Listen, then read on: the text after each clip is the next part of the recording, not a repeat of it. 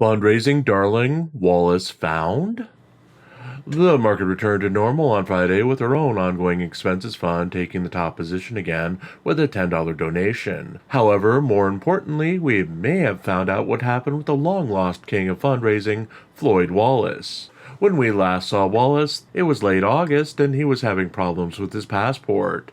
He had planned on leaving the country almost immediately to return to Colombia to start an extended stay away from the United States, culminating in his planned birthday in Brazil in mid-December. The passport issue started with him noting that the barcode on the back of his passport was damaged. He said it worked enough to get him back into the country, but the whole passport was soaked when he said he was caught in a rainstorm and it became waterlogged. He showed the passport on a live stream and it was covered in black mold spots, and the barcode sticker on the passport itself was clearly damaged, sparking his immediate fundraising efforts for a new passport. The saga drug out as he announced that he had booked a flight and he needed his fans' money to pay for the new passport, as he had already booked the flight to Colombia and had made an appointment at the embassy to get his new passport on an emergency contingent. Of course, the day came and there was a problem with getting a new passport. Wallace claimed that there was some holdup that may have been an unpaid legal fine. He said he missed his ride to return to the embassy but would update us all on Tuesday of the following week when he would go live. And he never did.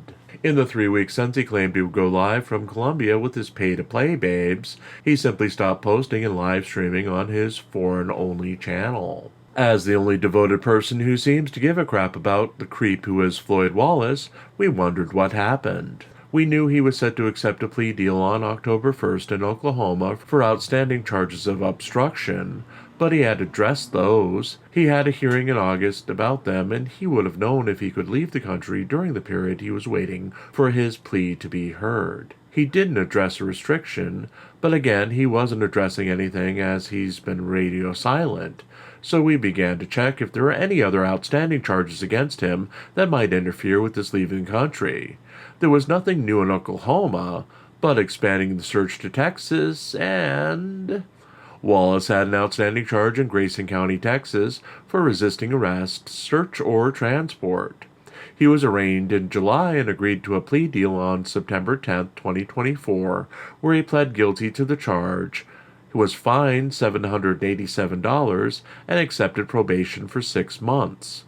As part of Texas's most common probation conditions, those on probation cannot leave the county that they live in without prior approval, and leaving the country is out of the question without a travel permit. If these conditions were imposed on Wallace, it would mean that his extensive travel plans for the fall and spending his birthday outside of the country would be out of the question. It is also unclear what Wallace would do with his travel channel now as he continues to be radio silent.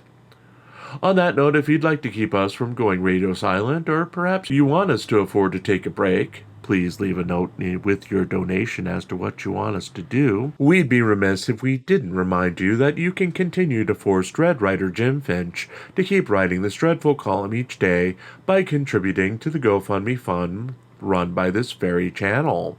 All proceeds go to keeping the lights on, eating, and writing new stories to feature here and on ReallyCoolSite.org.